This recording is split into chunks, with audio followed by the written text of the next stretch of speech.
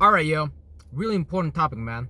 I want to talk about like condensing your awareness, what people basically call their aura field, which is just generally the ideas and the feelings that you frequently vibrate in, and that generates your brightness spiritually, esoterically to people. Whether you are someone that's going to be perceived with a weak aura biofield, like you're like a symbolism of dimness, or you're gonna have a strong biofield. So you can be a symbolism for brightness, meaning people are gonna look at you and you'll be able to see that energy, and that's gonna translate to vibrant skin and things like that, basically, right? So when it comes to understanding your aura, your field, your energy, we all play out different energy signatures, but the main thing is that if we can observe what we're actually doing and we're playing it out, and we're not caught into this human experience, into what the shown forms of representations of what life means. Like, if right now, for example, I'm in my car, I'm just sitting back, but in my mind, I'm doing a whole different type of operation. There's a whole different type of sequence. So what I'm basically saying is, what you're seeing and what you're doing doesn't necessarily have to equal what you're feeling. You know what I mean? Or we'll see what you're feeling, because a lot of people think like their thoughts and their feeling is like natural. Like, bro, you gotta, when you're spiritual enough, you really start to understand your thoughts and feelings is like a supernatural thing. Like, you have a specific type. You know what I mean? And certain times of the year, sometimes of the months, if you actually track astrology and things like that, and understand your point of location in your esoteric realm, in the astrology, then you can actually start to see from a mathematical point of view how those spheres will angle you, and how what type of language you can speak during the day, like what type of thing is going to be naturally worked against you, because everybody is basically programmed chiefs and robot, and whatever light form the heavens are playing out, people are playing that out naturally. And the better that you know about what you're playing out, the better you can shift your awareness. So now you can kind of become nothing and everything at the same time. So you can start to step out of your existence, step out of what you is, and just be able to see in a different modality and migrate that into you, that type of energy. Because a lot of the times what we're doing consciously, we can really just step out of it. Like, if we're creating depression, if we're creating anger, if we're creating problems for ourselves, we can take those things, those that anger, those problems, and we can just observe them rather than just internalize them or externalize them, and create information from them, create like solutions from those things. And those things eventually create your aura, your light ray. That's why it's really, really important to input and delete accordingly, because your thoughts and feelings are nothing but a program. Like, truly, truly, truly. But you have to be able to detach from the realm in front of you, because the realm in front of you is always trying to pull you in, trying to tell you, oh, this is this, this is that, this is that.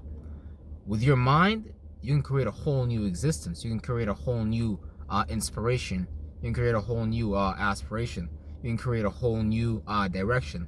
You can create a whole new imagination. Because even Einstein said the best form of knowledge is imagination itself, because imagination is creation. But imagination is the ability to take those elements, those awarenesses around you, and to condense that into something useful for you, and something that you can use.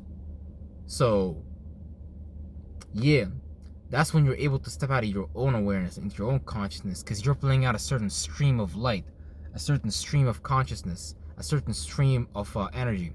And when you can know how to edit that, how to be the awareness rather than the flow, then you can manipulate your chi and flow differently.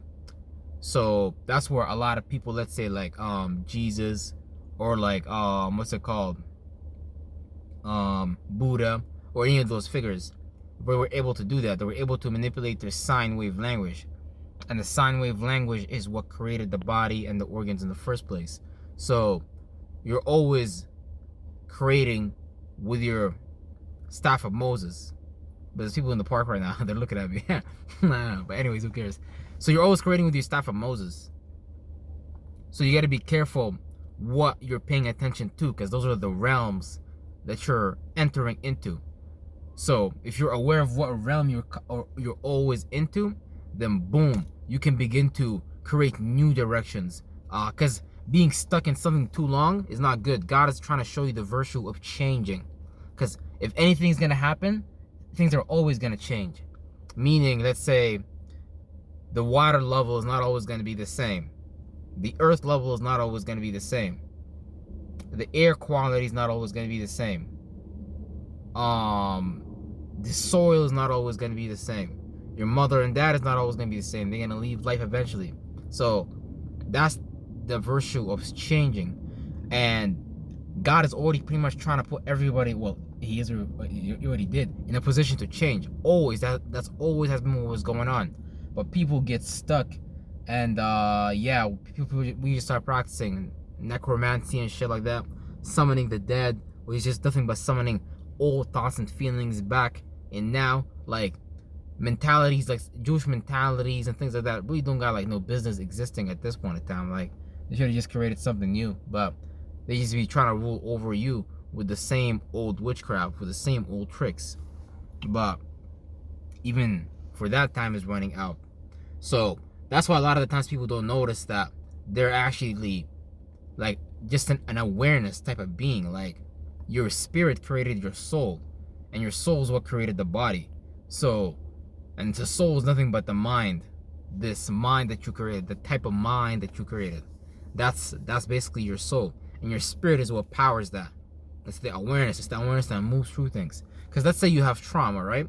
Let's say you hate yourself or some shit. You can't even hate yourself unless you become aware of that first. Because you could be playing a video game, you can get lost.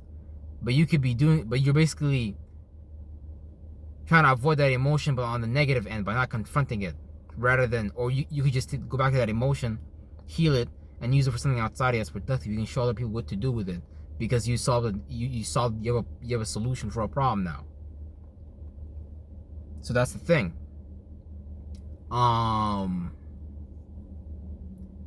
Yeah, I said, man, like, comment, subscribe, and I'm gonna see y'all in the next video for sure.